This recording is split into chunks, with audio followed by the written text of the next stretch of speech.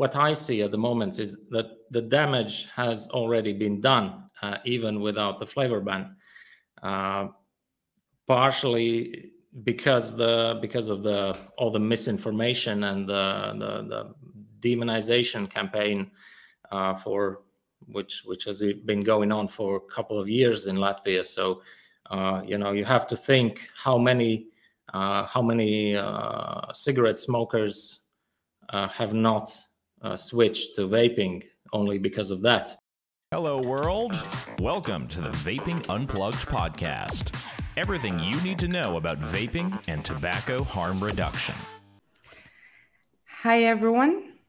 My name is Lisa. I'm WVA's community manager, and you're listening to the podcast Vaping Unplugged. You can listen to our podcast on YouTube, Amazon Music, Spotify, Apple Podcasts, or anywhere where you are listening to your podcasts. It's available on all platforms. And as you already know, in our programs, we are usually discussing vaping and vaping policies globally. And today we will be talking about the situation in Latvia and what are the potential developments in Latvia regarding vaping. We have a very special guest today, Emils Ozolins, who is director of the Association of Tobacco-Free Products. He's a vapor himself too. Hi, Emils, and thank you very much for joining us today. Hello. Thank you for inviting me. Absolutely. Before I dive into the asking you a bunch of questions about how the situation might potentially develop in Latvia and what are the challenges right now, I wanted to ask you about your personal vaping journey. So how did you become, first of all, a vapor, and how did it lead you to advocating and fighting for vaping? I'm a former smoker, as many vapors are. I'm a former smoker of 15 years, and I first came across vaping. It's around 10 years ago now, 2013, I think. And yes, I got quite interested in it, and I tried. First, it was not successful. I tried quitting cigarettes. But then I realized it can be done. I quit for about a year, and then for different reasons I relapsed to smoking. And yeah, I remember first thinking that wow, this is the future. This, in 10 years nobody will be smoking cigarettes anymore, and here we are 10 years later, and funny how things turned out, right? And yeah, so I think around 4 or 5 years ago, I quit smoking for good, with different less harmful products, and now I've sort of stopped with vaping, and recently I've also started using nicotine pouches, which was an unknown thing to me only a year ago. And how did I got involved? Well, about a couple of years ago, 3-4 years ago, I started noticing that mostly in the media, I started noticing that things are not going the right direction, so to speak. I started noticing all the moral panic that's being cultivated, and all the headlines and everything. And another thing that I noticed that in Latvia, vaping was made, so to speak. Vaping was put in the same shelf as smoking, sort of, well, partly probably because of the name e-cigarette. It's not a very successful term, I would say. But yeah, so I started noticing that things are getting worse, not better, actually. And I had my suspicions that it didn't look like an accident. It sort of looked like a deliberate campaign. And late last year, I actually joined the industry, and partly because of the proposed flavor ban, and I just thought it's a completely absurd idea that will create more problems than it will solve, and it won't solve any problems actually. That's actually my next question, and let's talk a little bit about the situation in Latvia, because you mentioned some of the aspects of it. And just for our listener, to get more background, Latvian government is planning to restrict vaping, right? And it was the third, the bill already went through the third hearing in June, if I'm correct. And could you elaborate on the situation? Maybe I'm missing something and there is a bit larger background to the story. So what's the current situation in Latvia, and do you think the bill is likely to go into force? Yeah, so the third, the vote on the third hearing is not yet done. It will, because the parliament is on the holiday at the moment, they will be back on September. So we expect the vote to take place sometime this autumn, September, October, maybe November. So that would be the third and the final vote. As things stand now, there is a flavor ban proposed, just like in some other countries, in neighboring countries. The exception is the tobacco flavor, which is, not surprising for anyone who follows the developments. So they decided to sort of include the tobacco flavor, sort of to equalize the playing field with the cigarette market, so to speak. And I sadly expect this flavor ban will happen in Latvia, but we'll see. We'll see what happens in other countries, in other 6 European member states who have flavor bans in place now. Some of them have. Estonia has the flavor ban for 3 years now, I think. Lithuania has a flavor ban for a year, since July last year. And Finland as well. So I expect some of at least one of the countries to reverse it sometime soon. Yeah. Yes, hopefully. So, especially because flavors are essential part for those who are struggling to quit. They help people quit smoking, and it's really counterproductive and bizarre that only tobacco flavor is being kept, which is like no one wants tobacco flavor. Those who are trying to quit, they love examining different flavors, and they are helping actually adult smokers to quit. So what do you think will be the consequences of the flavor ban? You said that you're expecting that it's going to pass, but there are vapers and there are probably adult smokers who want to quit through vaping. Do you think the flavor ban will have any consequences for them? As someone said about the tobacco flavor, that giving tobacco flavor to someone who has quit smoking, like allowing only tobacco flavor to vape for someone who has quit smoking, is like allowing a former alcoholic to drink only soda with whiskey flavor. So it's it's unethical, actually. But the thing is that what I see at the moment is that the damage has already been done, even without the flavor ban.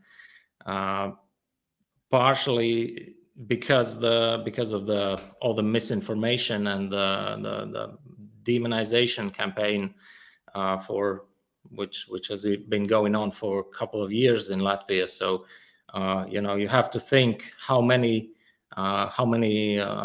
cigarette smokers have not switched to vaping only because of that.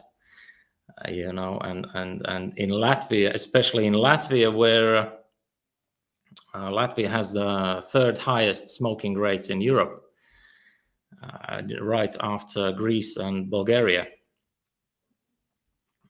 So 25% of population still smoke cigarettes in Latvia. So that's quite a large number.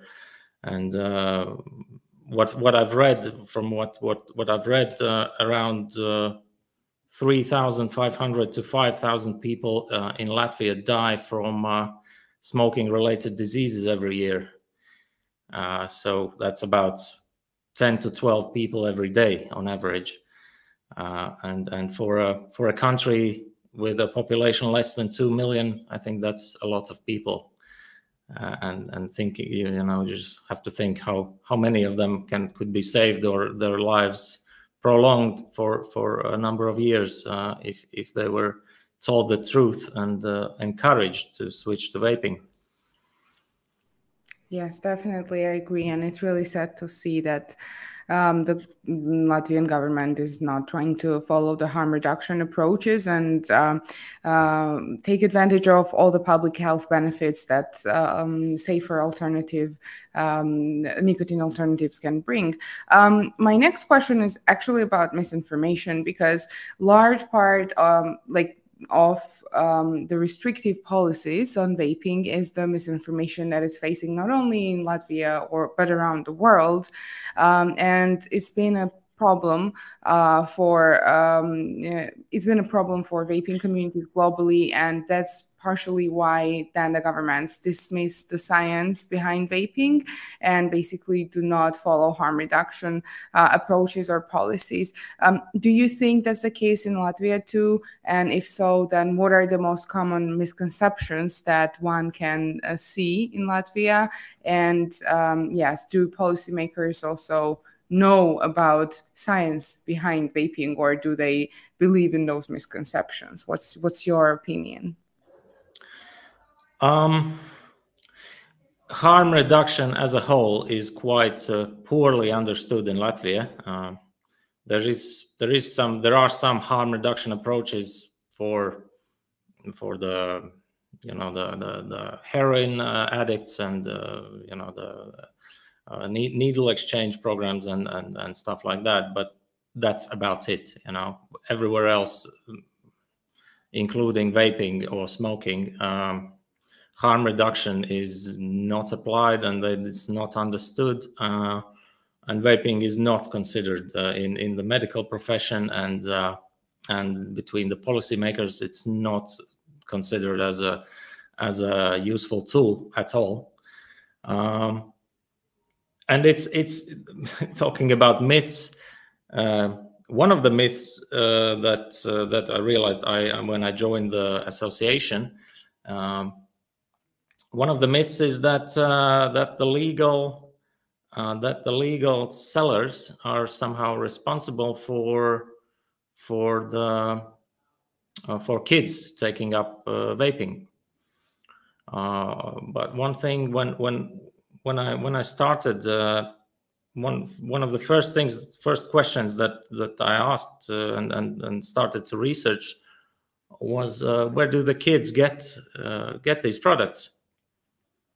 And we quickly realized that they don't, well, en masse, mostly they don't buy these products in legally, because legal shops don't sell them. There are fines for doing that and all that, and no one needs to risk this. And so the question is, where do these products come from? How are they getting into schools then? And of course, the answer is the black market. And the situation at the moment in schools in Latvia is that it's quite a lucrative business for youngsters. They buy these products on Telegram chats or Telegram markets. There's a lot of them, and then they sell them on to their friends. And so banning these flavored products in the legal market will have no effect to this problem. But of course, other myths about the health effects, everything you can imagine, everything you've heard, that vaping is a gateway to smoking, that nicotine is somehow dangerous, just because it's addictive. What else? Yeah, that the batteries explode, and actually just the fact that they have to include this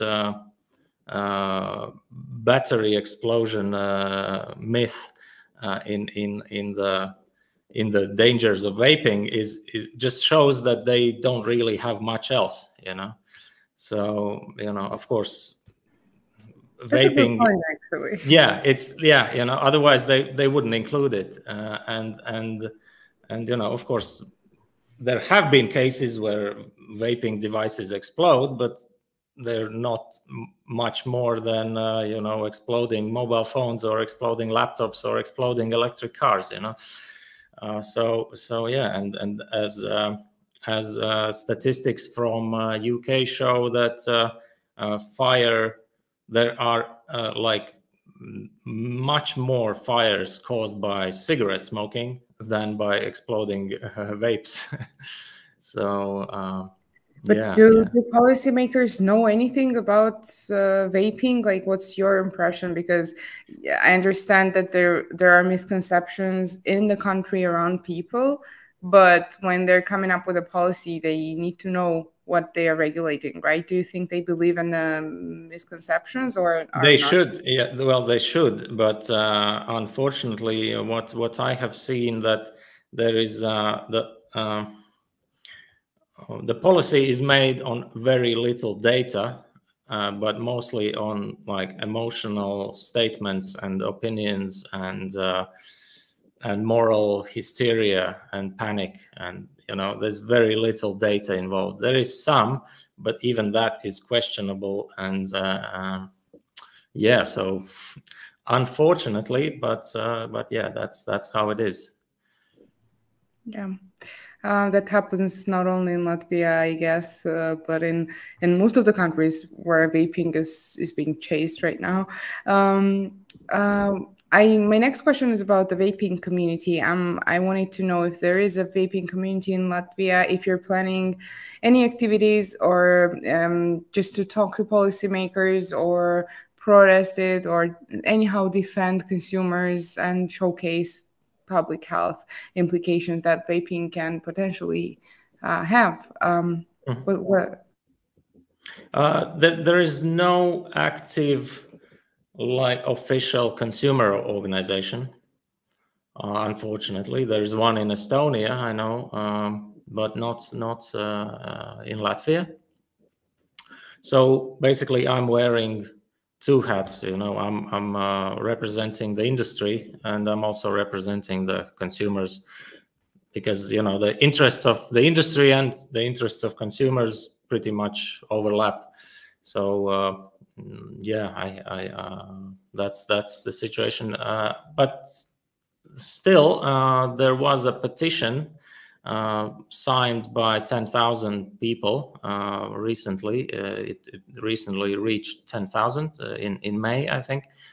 And in Latvia, by law, the parliament has to review that petition if it collects 10,000 signatures. So that's one good thing, that vapers made their voices heard, that they are against this flavor ban. Thank you. And I'm slowly moving towards my last question. You know probably that in WVA and around the world, there are many we have 35 partner organizations, but there are a lot of people who actually stand for vaping, and there are a lot of vaping communities. So I wanted to know what would be your message as someone who is representing an association, someone who is also defending consumer rights. What would be your message to vaping community and advocates of vaping globally? I think the main message is that we have to stick together and be organized, because as we can see, the other side, the vaping denialists are very, very well organized, and we have to realize that we are much closer to each other than we think. We are just one email or one WhatsApp call away from anyone in Australia or Georgia or anywhere, and my experience shows that if we realize this, then if we just don't stay in our own little bubbles, then a lot more can be possible. And I think the truth will prevail.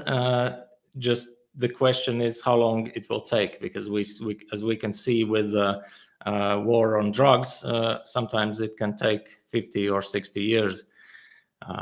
So yeah, let's do everything we can for it to happen earlier than that. And also thank you for what you're doing. You're definitely helping this cause and bringing people together from around the world. So great job. Thank you for emphasizing that. It means a lot to us. And I definitely agree that communicating and sharing our experiences within the vaping community is very important. And in this era, it's really easy to connect. So that's a good point you're making. I think we got to our final part of the interview, and I just want to thank you very much for making it today and for your time and for explaining to us what's the situation in Latvia. And once again, I understand that you don't have a very optimistic expectations on the flavor ban that is upcoming, but we hope that at some point they're going to take it back and vaping can actually have can be used as a public health tool to help smokers quit and avoid many diseases, etc. So thank you again, and let's keep in touch, and we hope to be hearing better news from Latvia next time you're going to be our guest in the podcast. Well, hopefully, yeah. Thank you for having me. It's a pleasure. To our listeners, I just want to thank you, everyone, for listening to us today, and make sure to stay tuned for the next episode. We're going to be back with more vaping updates globally. Thank you and goodbye.